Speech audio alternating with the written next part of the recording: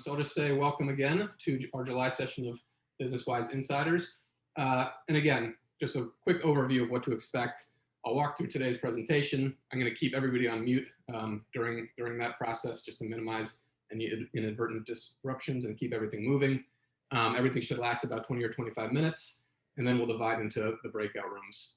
And each breakout room will include members of our own team here at Business-Wise, representing the three markets Deborah mentioned: Atlanta, Charlotte, and Dallas-Fort Worth.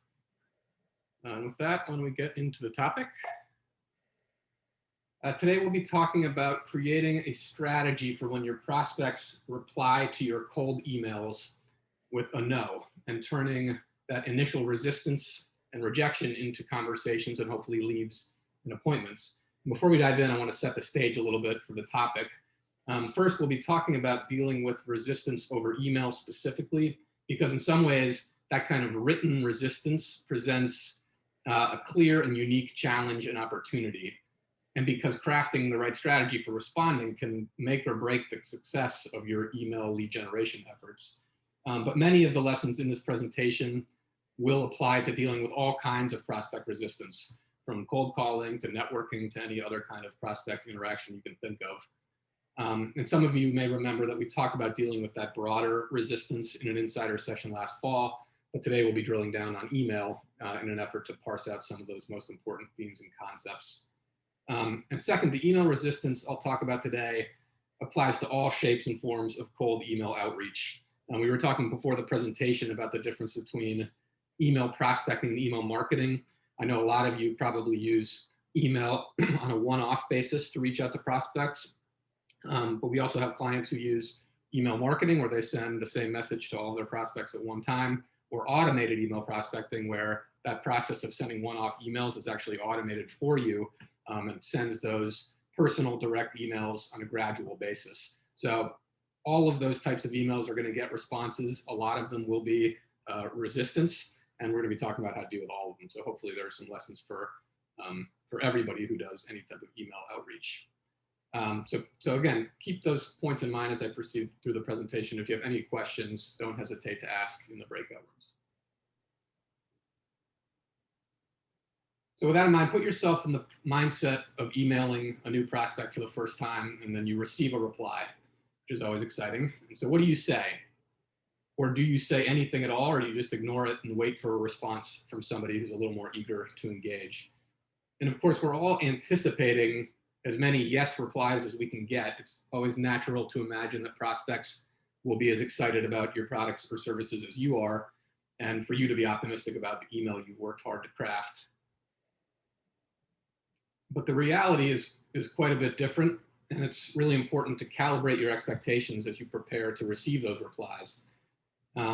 First, the question of what do you say when a prospect replies no is almost a trick question, because just about everyone says no to that first request. In fact, it can be so common to receive a no that when a prospect is eager to accept your request, you kind of have to wonder what's going on there and whether that's an opportunity that's going to lead to a valuable relationship. So the fact that pretty much everybody starts off by resisting is the first big reason you should really care about those no replies. And the second reason, this is especially true with emails, that a no gives you information and an opportunity that you can then use. The information you get is that your message resonated enough with your prospects for them to reply, because they don't have to do that. They can unsubscribe, they can ignore, they can delete, but they didn't. They clicked reply, they typed a message, and they hit send. And that's an indication that they at least skimmed your message enough to understand what you're asking for. Moreover, you now have an opportunity to accomplish a really important objective of cold email outreach, and that's to show your prospect that there's a real live person on the other end. Your prospect's response gives you the chance to start a one-on-one conversation, which is already a lot more promising than where you were before you sent your email or launched your campaign, where you're both in your separate offices not talking to each other. So starting that conversation is a key opportunity from any response to an email outreach. But now that I've hopefully gotten all of you more excited about the promise of responding to email no's, I need to tap the brakes slightly for a second, and that's because some email no's really do mean no. And first and most important, when a prospect explicitly asks you to stop emailing them or to take them off your list or to be unsubscribed, you're required to do that. So you want to be sure to take care of that promptly. And second, a lot of prospects you email may in fact not be good prospects after all. And if that's clear from their response, if it's an indication that you should remove them from your lists too, to keep them as focused as possible. But setting those types of very clear no's aside, let's talk about laying the groundwork for your email resistance strategy. So before you even begin to reply, here are a handful of questions that you should ask yourself about your process and goals, and to help equip you to craft replies that give your prospect a reason to engage in a way that lines up with your overall business development strategy. So you can see on the screen, do you have information, trends, or ideas to benefit prospects who are not interested now? How do you answer that question? Why should I meet with you even if I'm happy with my current vendor? What factors go into choosing a service like yours? What is decisive when you do win a deal? And if someone isn't interested in your services now, is it worth meeting with them at all? And the answers to those questions will really help you figure out how you want to respond in each scenario.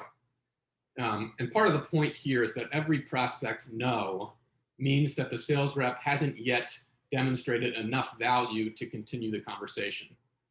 But it also offers an invitation for you to begin demonstrating that value. So if you compare it to cold calling, an email response is sort of roughly equivalent to when your prospect answers the phone and takes your call. They're not convinced yet, but you now have the floor to show your prospect what they get by engaging further.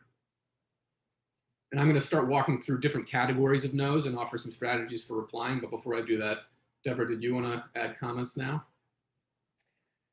I think we all need to remember that the B2B selling landscape has changed tremendously in recent years.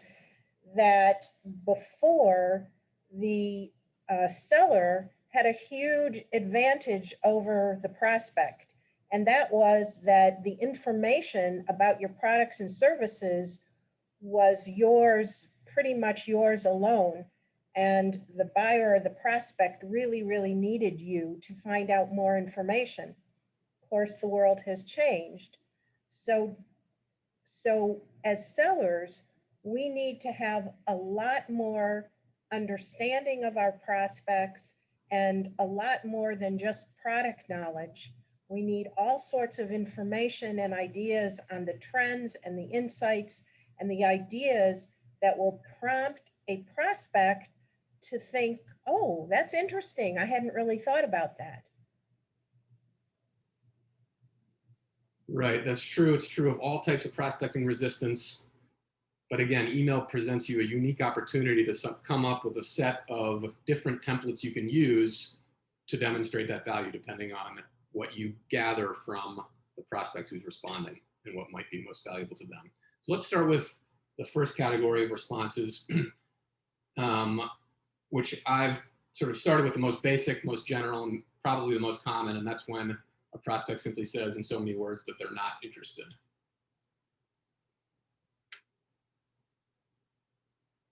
And here are a few examples of how a prospect might communicate that they're not interested. And just to note here, all of the example replies in this presentation are essentially verbatim replies that we've seen to cold email outreach with, in our experience, sending our own campaigns and campaigns on behalf of clients. So this is all real world stuff.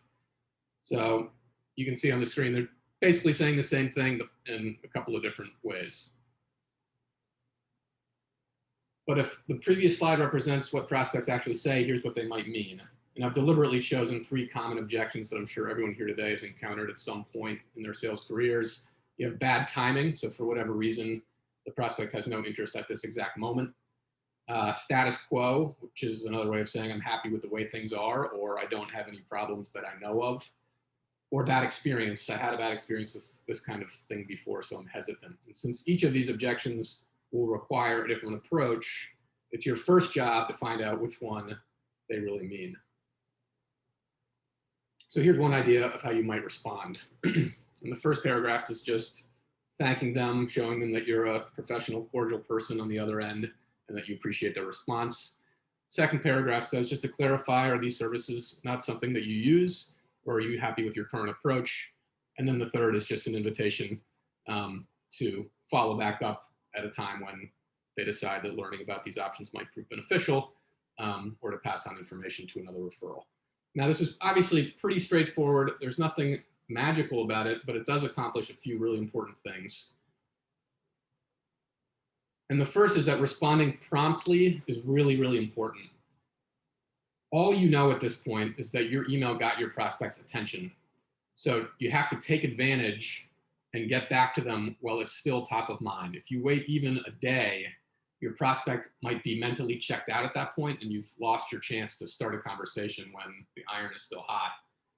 Second, as I mentioned earlier, this is your chance to show your prospect that you're a real live person by crafting a personal response to what they actually write. And this is a critical point.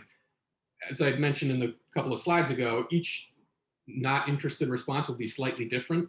Some will be a little bit more cordial, some will be more abrupt, and keying off their tone and using any information they give you will help you show that you are a person who's paying attention. And it's a big challenge of especially large-scale email campaigns is showing that personal touch and personal attentiveness. So taking that opportunity to do so is really important. And then finally, moving the conversation forward by asking questions like I did in the second paragraph of the example email that are designed to learn more about your prospect's mindset.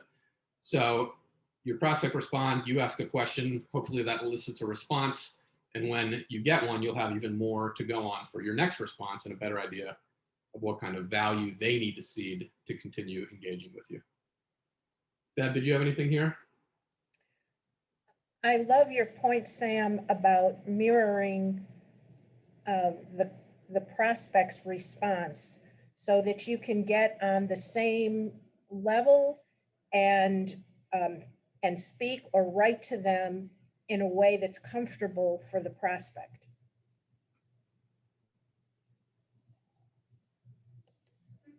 So moving on to our second category, I'm calling this one, we already have somebody who does that. And here are a few different ways your prospects might communicate that idea. We're all cared for in that area. We already use a service for that. We're not looking. At present, we're satisfied with the vendors we have in place.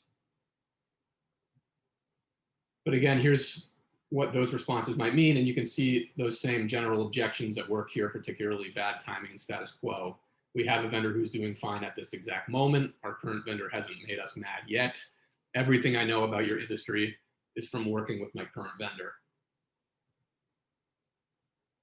And again, here's an idea for a response building off of what we started in the previous section. So the first paragraph is the same, but in the second one, we have a little more detail. Everyone deserves a partner that exceeds their expectations. If you found them, that's great.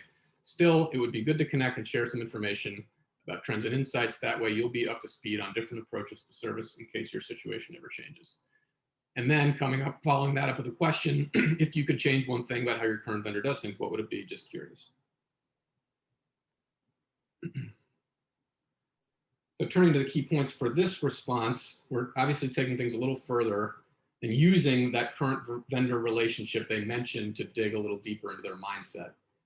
So responding to a prospect who has a vendor also presents an opportunity to establish credibility and build some rapport.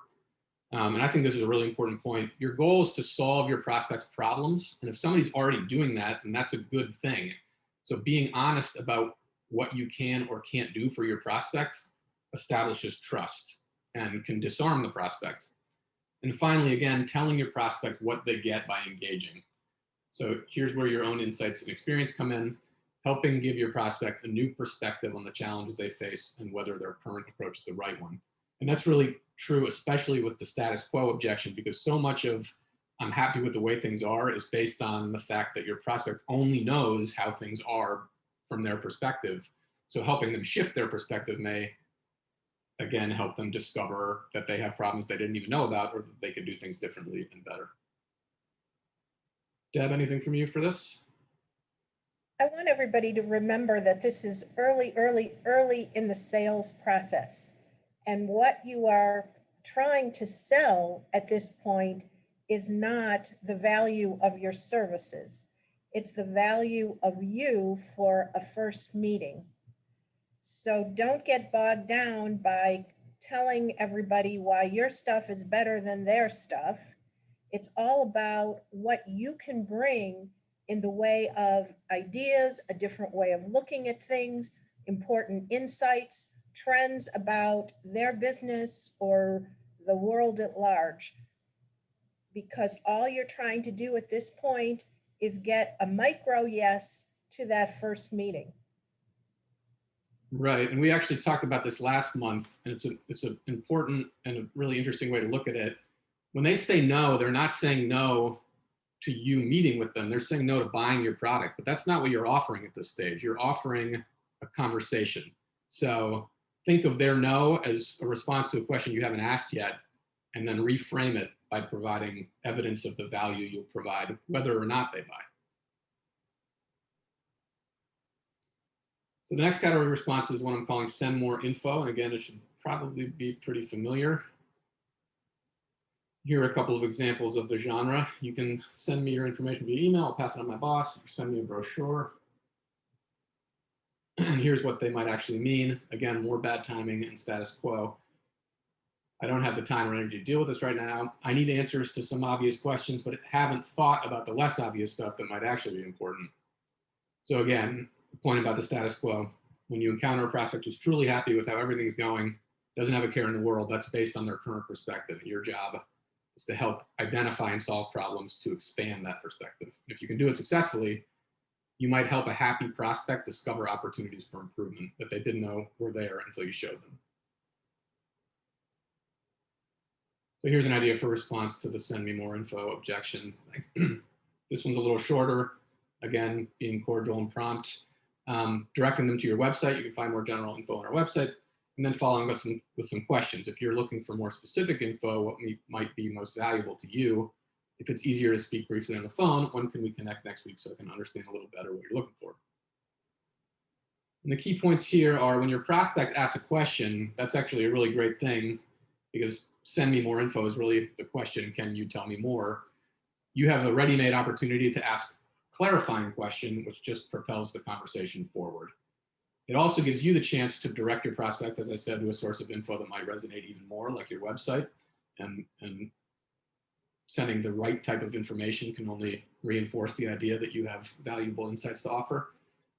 And then finally, you can reframe that original request for a phone call or a meeting in the context of their request. So rather than saying, I want to meet with you about my ideas for how I can help you, you're saying, I want to meet with you about answering your specific question, clarifying what your prospect might be looking for. Deborah, any thoughts? I don't want anybody to panic if you're reading all of this or thinking about the fact that you're not getting personal responses to your emails. Your email sending might not be set up in a way to get responses. That's certainly something that we can talk about more in the breakout rooms or help you with on an individual basis. For many years, when we were doing our emailing, we were getting virtually no responses. We were getting clicks, we were getting downloads of the information we were offering, but in terms of personal responses, they didn't happen. When we changed some of our strategy to more of a sales strategy with automated email prospecting, then we started to get responses. There are all different ways that this can be handled, and it's going to make a big difference in what you're offering, who your target market is. But if you're not getting responses, don't think you're alone. That's right. The objective of your email will dictate how people respond. And a lot of this has to do with emails that are written directly to request an appointment or a conversation, but certainly applicable across the board. Okay, so the fourth category, and this is a short one, it's a little bit different, grouped under the umbrella heading of this is not my decision. So here are a few examples. The reason this one's a little different is that in many cases it's less of a rejection than a redirect, but it's worth talking about because it's an example of how a robust response strategy can improve the overall success rate of your lead generation efforts. So you have, again, a few different examples here, some of them where they mention who might be making the decisions and others where they're more vague about it. And I'm not going to spend time dissecting what these really might mean because in most cases this is what they really mean and the response strategies are straightforward. And the key points here are, it gives you an opportunity, obviously, to use that wrong contact to find the right contact by asking. And then if they do mention the contact, either in their initial response or in response to your question, you can then restart the process by resending that initial email to the new contact, and then mention the contact who referred you to bolster that previous connection. And again, nothing magical here, but it's another example of how to be strategic with your email campaigns, and another opportunity to respond promptly and show them that there's a person on the other end, the power of which really can't be underestimated. And then my final bonus category, and this sort of reinforces that exact point, because it's not actually no at all. There's nobody on the other end to send it. It's the out of office reply. And we've seen them all before. I'm out of the office until date with limited access to email. But the idea of having a response strategy might not have occurred to you. And here's one example of what we might send to an out of office reply that we receive. Welcome back. Not sure if your time off was for business or pleasure. If it was pleasure, I hope you enjoyed your vacation. If not, I hope the time out of the office was productive. Either way, I know you're probably playing catch up, but I wondered if you had the chance to read my email, and if we could possibly speak briefly today or tomorrow.